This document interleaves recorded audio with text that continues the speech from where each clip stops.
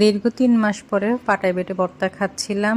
আর ভর্তাটা করার আজকে মেন উদ্দেশ্য ছিল, হাজব্যান্ডের বাড়িতে বড়খানা ছিল। সে আমাকে চেতাচ্ছে যে কেন চলে গেলা, থাকলে তো বড়খানাটা খেয়ে যেতে পারতা।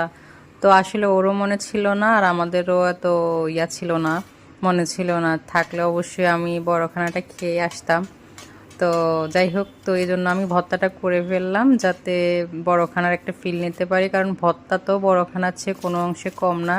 মানে বড়খানাতে কী থাকে, মাছ, মাংস, রোস্ট, ডিম এগুলোই তো থাকে। তো মাছ, মাংস, রোস্ট এগুলোর থেকে ভর্তা কোনো অংশে কম না। কারণ আপনি ভর্তা নিলে সেদিন হচ্ছে 1 প্লেট ভাত বেশি খেতে পারবেন, মাছ মাংস কোনো কিছুর প্রয়োজন নেই।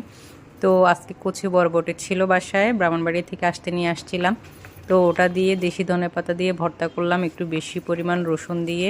ভর্তাটা এত মজা হয়েছিল খেতে, আমি তাহিয়ার ভাতে মেখে দিয়েছিলাম, তাহিয়াও খুব মজা করে খেয়েছে। তো আজকে